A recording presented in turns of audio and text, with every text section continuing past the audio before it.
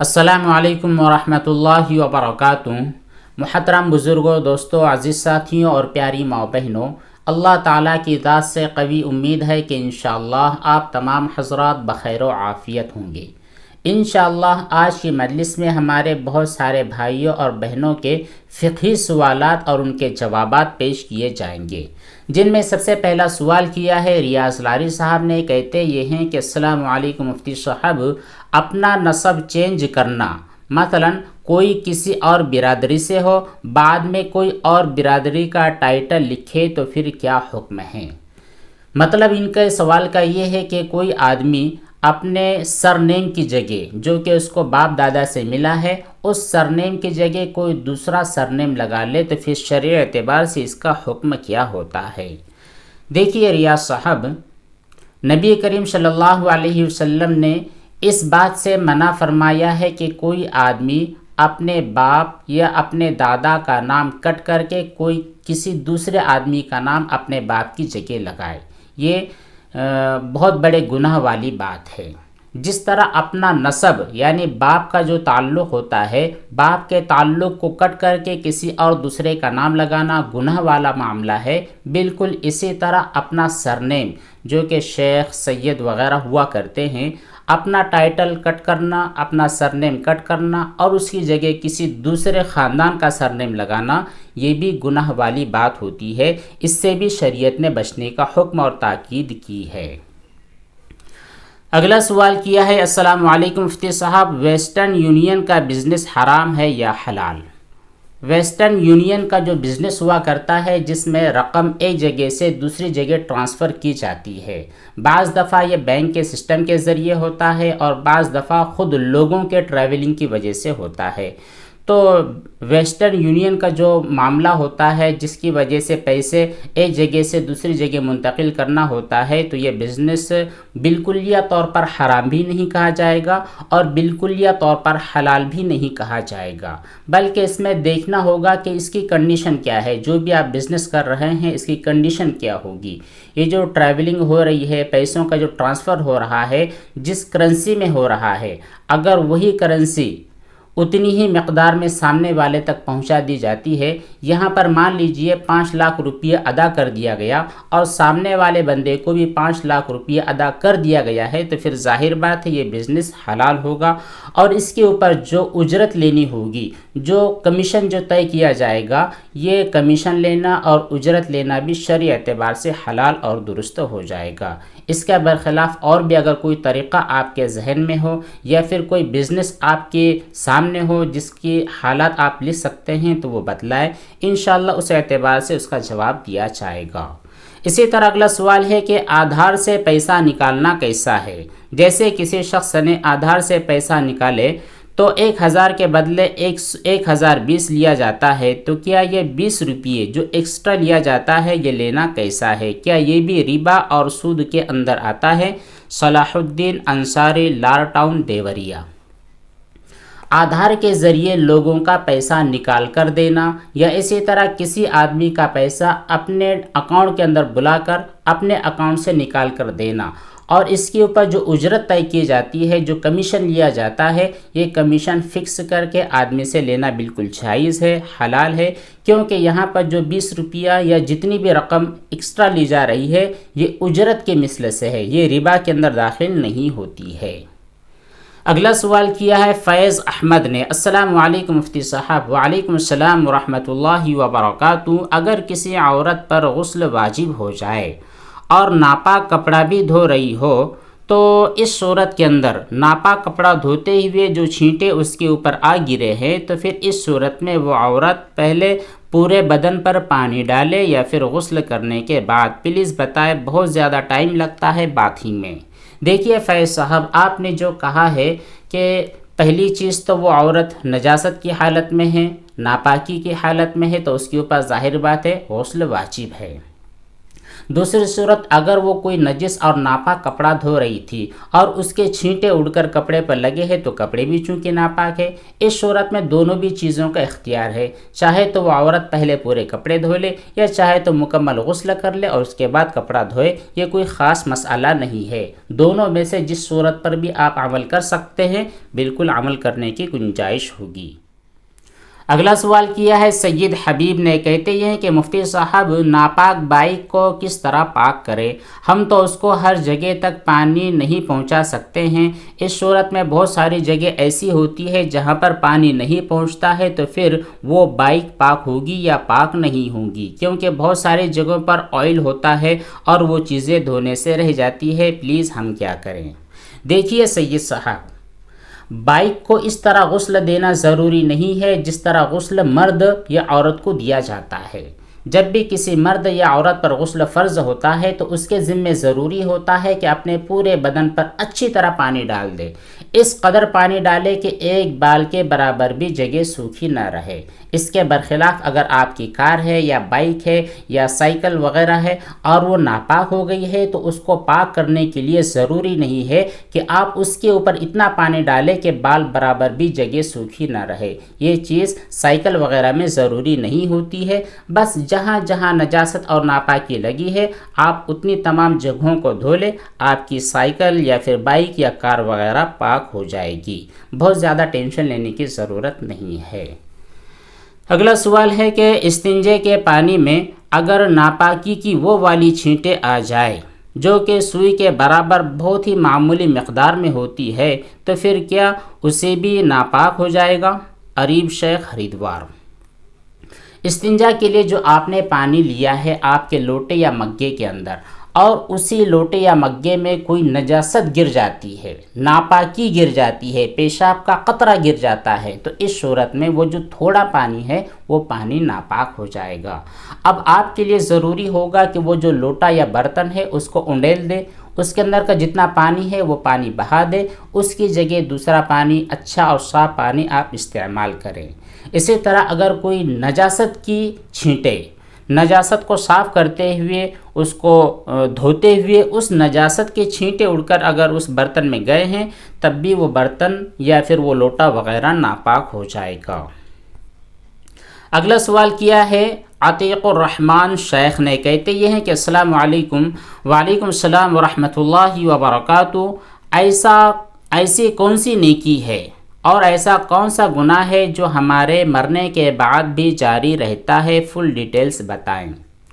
نبی کریم صلی اللہ علیہ وسلم کا ارشاد گرامی ہے کہ من سن سنتاً حسنہ، جس آدمی نے کوئی اچھا طریقہ رائج کیا، کوئی اچھا طریقہ شروع کیا، پھر بعد میں لوگ آنے لگے اور اس اچھے طریقے کے مطابق عمل کرنے لگے، تو اس اچھے طریقے کے مطابق عمل کرنے کی وجہ سے ان لوگوں کو جتنا ثواب ملتا ہے اتنا ہی ثواب اس اچھے کام کی بنیاد ڈالنے والے کو ملتا ہے، اور ان لوگوں کے ثواب میں سے کچھ بھی کمی نہیں ہوتا، یہاں تک کہ اس آدمی کا انتقال ہو جائے اور وہ جو اچھی بنیاد اس اچھے شخص نے ڈال رکھی ہے وہ جب تک چلتی رہے گی، لوگ اس پر عمل کرتے رہیں گے۔ لوگ مان لیجئے آپ نے کوئی اچھی کتاب چھپوا دی، کتاب کے چھپوانے کے بعد اس کے اندر لوگوں کو گائیڈنس دی گئی تھی، لوگوں کو نیکی اور بھلائی کے کاموں پر چلنے کے اسٹرکچرز بتائے گئے تھے، اس کے اندر تعلیمات دی گئی تھی، لوگ ان اچھی تعلیمات کو پڑھتے رہے، اپنی زندگی کو امپروو کرتے رہے،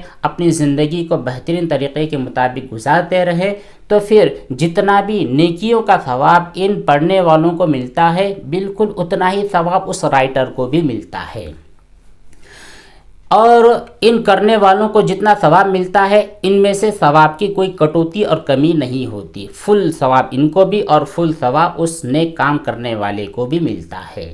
اس کے برخلاف اگر کوئی آدمی برا کام شروع کرتا ہے، اس نے کوئی بنیاد ڈال دی، غلط بنیاد ڈال دی، غلط کام کا رواج اس نے پیدا کر دیا، ظاہر بات ہے غلط کام کا رواج ڈالنے کی وجہ سے اس کو خود کو گناہ ملے گا، بعد میں جتنے لوگ آتے چلیں گے اور اسے غلط راستے پر چلتے رہیں گے تو ان لوگوں کو بھی گناہ ملے گا، جتنا گناہ ان لوگوں کو ملے گا اتنا ہی گناہ اس فاؤنڈر کو بھی ملے گا۔ تو یہ نیکی اور گناہ جب بھی کوئی آدمی اپنی زندگی کے اندر کوئی نیکی کا راستہ پیدا کر دیتا ہے اور لوگ ابد الآباد تک جب تک دنیا قائم رہے گی اس نیکی والے راستے پر چلتے رہیں گے، آپ امید رکھیں انشاءاللہ آپ کو اس کا ثواب ملتا رہے گا۔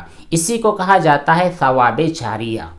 آپ نے کسی جگہ کنواں کھدوا دیا، کہیں پر آپ نے بورویل کھدوا دی، یا کسی مسجد کی آپ نے تعمیر کر دی، یا کوئی مدرسہ آپ نے بنا دیا، کوئی سرائے جہاں پر مہمان وغیرہ ٹھہرتے ہیں ان کے کھانے پینے کا انتظام آپ نے کیا ہے، اور لوگ جب تک اس بھلے کام سے فائدہ اٹھا رہے ہیں جب تک ان لوگوں کو بھی وہاں پر رہنے کا ثواب ملے گا، اس نیکی کے کام کا ثواب ملے گا، اور ان کے ساتھ ساتھ ان کے جتنا بھی ثواب ملا ہے وہ ثواب آپ کو بھی ملے گا، نیکی اور بدی دونوں کا۔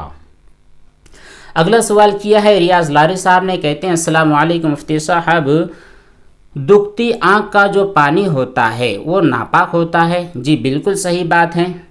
اگر ہماری آنکھ کے اندر کوئی تکلیف ہے، کوئی بیماری ہے، کوئی زخم ہے، کوئی پھوڑا ہے، وہاں سے اگر کوئی نجاست اور ناپاکی نکلی ہے تو یہ پانی بالکل ناپاک ہوتا ہے۔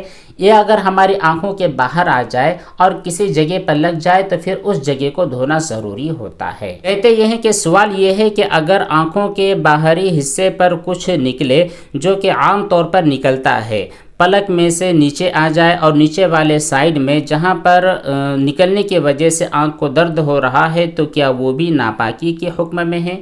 دیکھیے آنکھ کے اندر والے حصے میں جو بھی آنسو نکلتا ہے، یا جو بھی پیپ یا خون یا پھر کوئی بھی گاڑھا اور پتلا جو مادہ نکلتا ہے اور وہ درد اور تکلیف کی وجہ سے نکلتا ہے، وہ ناپاک ہوگا۔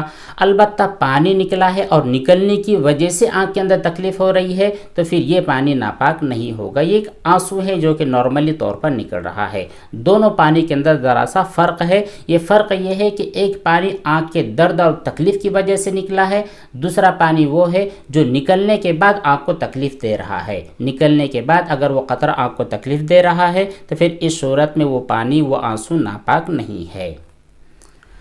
محمد صفوان کہتے یہ ہیں کہ السلام علیکم مفتی صاحب، بالٹی میں کپڑا ڈال کر اوپر سے پانی چلا دو تو پانی گرتا ہے، تو چاروں طرف سے گرنا ضروری ہے یا پھر بالٹی کے کسی ایک سائڈ سے بھی پانی گر رہا ہو تو کپڑے پاک ہو جائیں گے؟ یہ میٹر کرتا ہے ہماری بالٹی کے ڈائریکشن پر۔ جب ہم نے بالٹی کے اندر کوئی ناپاک کپڑا ڈالا ہے، اوپر سے پانی جاری کر دیا ہے اور اندر پانی گرتا رہے گا اور ہمارے کپڑے کی نجاست بہتی رہے گی، تو منحصر ہوتا ہے کہ ہماری جو بالٹی ہے یا پھر جو ہمارا بھگونا یا مگا یا جس کے اندر ہم نے کپڑے ڈال رکھے ہیں وہ کس طرح ہے۔ اگر بالکل فلیٹ زمین کے اوپر ہے تو پھر چاروں طرف سے پانی گرے گا، اور اگر ہماری زمین فلیٹ نہیں ہے بلکہ ایک طرف چڑھی ہے، ایک طرف اس کا اتران ہے، تو پانی ایک طرف سے گرے گا۔ تو اس کا کوئی خاص مسئلہ نہیں ہے، جدھر سے بھی پانی گر جائے اور آپ کے کپڑے کے اندر سے نجاست کا خاتمہ ہو جائے تو پھر آپ کے کپڑے بالکل پاک ہو جائیں گے۔ یہ ضروری نہیں ہے کہ بالٹی کے چاروں طرف سے پانی نکلے، یہ چیز ضروری نہیں ہے۔ اگلا ایک سوال یہ ہے کہ اگر کسی مسلمان نے کفریہ جملہ کہہ دیا یا پھر کوئی کفر والا کام کر لیا ہے تو کیا اس کے سارے اعمال برباد ہو جائیں گے؟ اور بعد میں اگر وہ آدمی تجدید ایمان کر لیتا ہے تو کیا پھر بھی اس کے سارے اعمال واپس نہیں آ سکتے ہیں جو کہ ضائع ہو گئے ہیں؟ عریف شیخ ہریدوار۔ دیکھیے آپ نے بڑا مشکل سوال کیا ہے جو کہ ایمانیات سے تعلق رکھتا ہے۔ بہرحال اگر کوئی آدمی اپنے ایمان کی حالت میں جتنے بھی اس نے نیک اعمال کیے ہیں، کبھی وہ جان بوجھ کر کوئی کفریہ جملہ ادا کر لیتا ہے، اس کو پتہ ہے کہ میں اس جملے کے ادا کرنے کی وجہ سے کافر ہو جاؤں گا، پھر بھی وہ کفریہ جملہ ادا کرتا ہے۔ اسی طرح وہ جانتا ہے کہ کوئی کام کفریہ ہے جس کے کرنے کی وجہ سے میں کافر ہو جاؤں گا، پھر بھی وہ جان بوجھ کر وہ کفریہ کام کرتا ہے، تو اس صورت میں وہ آدمی دائرہ اسلام سے خارج ہو جاتا ہے اور کافر ہو جاتا ہے۔ اس صورت میں اس نے جتنے بھی نیک اعمال اپنے ایمان کی حالت میں کیے ہیں وہ سب کے سب برباد ہو جاتے ہیں، سوخت ہو جاتے ہیں۔ اب جب وہ دوبارہ اسلام قبول کر لیتا ہے، اللہ تبارک و تعالیٰ کی توفیق سے ایمان میں داخل ہو جاتا ہے، تو جو نیک کام اس نے کیے ہیں وہ واپس آئیں گے یا واپس نہیں آئیں گے، اس میں اختلاف ہے۔ لیکن راجح قول یہ ہے کہ وہ جو نیک اعمال اس نے کیے ہیں یہ واپس نہیں آتے ہیں۔ پہلی بات تو آپ یہ اچھی طرح جان لیں کہ جو ایمان ہوتا ہے یہ ہماری بہت بڑا سرمایہ اور ہماری بہت بڑی دولت ہوتی ہے، اس کی حفاظت کرنا ہر مسلمان کی اولین ذمہ داری ہوتی ہے۔ آج کل کے حالات میں آپ اچھی طرح سمجھ سکتے ہیں کہ ہمارے جتنے سوشل میڈیا کے پلیٹ فارمز ہوتے ہیں، ہم جتنے بھی ایپس پر کام کر رہے ہوتے ہیں، اکثر و بیشتر ایپس ایسے ہوتے ہیں جن کی سیکورٹی کا اور ان کی حفاظت کا بہت زیادہ خیال کیا جاتا ہے۔ 2 اسٹیپ ویریفیکیشن کے بارے میں آپ اچھی طرح جانتے ہوں گے۔ ہر آدمی اپنے سوشل پلیٹ کو 2 اسٹیپ ویریفیکیشن کے ذریعے سیکیور کر لینا چاہتا ہے تاکہ وہ برباد نہ ہو، کیونکہ پتہ ہے کہ اگر وہ ہیک کر لیا گیا تو اس کی وجہ سے آپ کا جتنا بھی ڈیٹا ہے وہ سب سوخت کر لیا جاتا ہے، برباد ہو جاتا ہے، وہ لوگوں کے کنٹرول میں چلا جاتا ہے۔ بالکل اسی طرح ایمان کا معاملہ ہے۔ اگر شیطان نے ہمارے ایمان کو چھین لیا تو ایمان کو چھین لینے کی وجہ سے کفر میں داخل ہونے کے بعد ہمارے تمام نیک اعمال ضائع اور برباد ہو جاتے ہیں۔ اس لیے اللہ تعالیٰ کی پناہ مانگتے رہیں، اپنے ایمان کی بقا، اس کی حفاظت کا خاص اہتمام کرتے رہیں۔ اگلا ایک سوال آصف خان نے کیا ہے، کہتے یہ ہیں کہ میرا نائٹ فال ہو جاتا ہے تو میرا انڈر ویئر پر جو نجاست لگی ہوئی ہے اس کو صاف کرنے کے لیے برش سے واش کروں یا پھر ہاتھ سے رگڑنے کی وجہ سے بھی انڈر ویئر صاف ہو جائے گی؟ پلیز ضرور بتلائیں۔ جی دیکھیے، نجاست اور ناپاکی اور گندگی کو پاک کرنے کے لیے صابن کا، اسی طرح برش وغیرہ کا استعمال کرنا ضروری نہیں ہے۔ اگر ہاتھ سے وہ نجاست ختم ہو جاتی ہے، صاف ہو جاتی ہے، تب بھی آپ کے کپڑے وغیرہ پاک ہو جائیں گے۔ اور اگر ہاتھ سے رگڑنے کے باوجود بھی وہ نجاست ختم نہیں ہو رہی ہے تو اس صورت میں آپ صابن کا استعمال کریں، برش کا استعمال کریں، یہ ضروری ہوتا ہے۔ بہرحال اگر آپ نے برش کا استعمال نہیں کیا اور صابن سے ہی وہ نجاست ختم ہو گئی ہے، یا پھر یوں ہی پانی ڈالنے کی وجہ سے بنا ہاتھ لگائے بھی وہ نجاست صاف ہو گئی ہے، تب بھی آپ کے کپڑے پاک ہو جاتے ہیں۔ اگلا ایک سوال ہماری بہن نے کیا ہے، کہتی یہ ہے کہ السلام علیکم۔ وعلیکم السلام ورحمۃ اللہ وبرکاتہ۔ مجھے بہت زیادہ ڈاؤٹ ہوتا رہتا ہے کہ احتلام ہوا ہے یا نہیں، کیونکہ مجھے ڈسچارج کے ایک پرابلم ہے، دن میں بھی ہوتا ہے، کبھی کبھی رات میں بھی ہوتا ہے۔ جب نیند سے اٹھ کر صبح اٹھتی ہوں تو پتہ یہ چلتا ہے کہ ڈسچارج ہوا ہے، اور نارملی طور پر مجھے اس طرح ہوتا رہتا ہے، اور مجھے یاد بھی نہیں ہوتا ہے کہ خواب نظر آیا ہے یا نہیں آیا ہے، تو میں کیا کروں؟ میں بہت زیادہ پریشان ہو گئی ہوں، سمجھ میں نہیں آتا ہے، پلیز رپلائی۔ دیکھیے، ڈسچارج ہوا ہے یا نہیں، اس کے بارے میں شک کرنے والی کوئی گنجائش نہیں ہے۔ کپڑے کے اوپر اور جسم کے اوپر اگر نجاست محسوس ہوتی ہے تو پھر یہ واقعتاً ڈسچارج ہوا ہے، احتلام ہوا ہے۔ اس صورت میں آپ کے اوپر غسل واجب ہوگا، اور پھر غسل کر کے آپ دوبارہ اپنے کپڑے وغیرہ پہن کر، اگر کپڑوں پر کوئی نجاست نہیں ہے تو دوسرے کام کر سکتی ہیں۔ لیکن اگر صرف آپ کو وہم ہو رہا ہے، آپ کو احساس ہو رہا ہے کہ آپ نے کوئی خواب دیکھا ہے، لیکن نیند سے بیدار ہونے کے بعد کپڑے پر نجاست کے، ناپاکی کے کوئی بھی اثرات نہیں تھے، تو اس صورت میں آپ کے اوپر غسل واجب نہیں ہوگا۔ لیکن اگر آپ کو یاد ہی نہیں ہے کہ خواب ہوا ہے یا نہیں ہوا ہے، لیکن نیند سے اٹھنے کے بعد آپ نے اپنے بدن پر یا کپڑے پر نجاست کے اور منی کے اثرات دکھے ہیں، تو پھر اس صورت میں آپ کے اوپر غسل کرنا واجب ہوگا۔ تو یہاں پر کل 2 چیزیں ہیں، صرف شک اور وہم اور وسوسے کی وجہ سے آپ کے اوپر کوئی بھی چیز واجب نہیں ہوتی ہے، آپ کا غسل آپ پر واجب نہیں ہوتا ہے۔ ہاں، اگر آپ کو یقین ہو رہا ہے کہ آپ نے خواب دیکھا ہے اور آپ کے کپڑے پر نجاست کے اثرات بھی نظر آ رہے ہیں، تو اس صورت میں پکی بات ہے کہ آپ کو احتلام ہوا ہے، چاہے خواب نظر آیا ہو یا نظر نہ آیا ہو، دونوں صورتوں میں آپ کے اوپر غسل کرنا ضروری ہوگا۔ یہ تھے چند سوالات اور ان کے جوابات جو آپ کی خدمت میں پیش کیے گئے ہیں۔ اللہ تبارک و تعالیٰ سے دعا فرمائے کہ ہم تمام کو عمل صالح کی توفیق عطا فرمائے۔ جتنا بھی علم ہم حاصل کر رہے ہیں اس پورے علم کو دوسرے لوگوں تک پہنچانے کی توفیق عطا فرمائے، اور جتنا بھی علم اللہ تبارک و تعالیٰ نے ہمیں دیا ہے اس پر عمل کرنے کی توفیق بخشے۔ آمین۔ والسلام علیکم ورحمۃ اللہ وبرکاتہ۔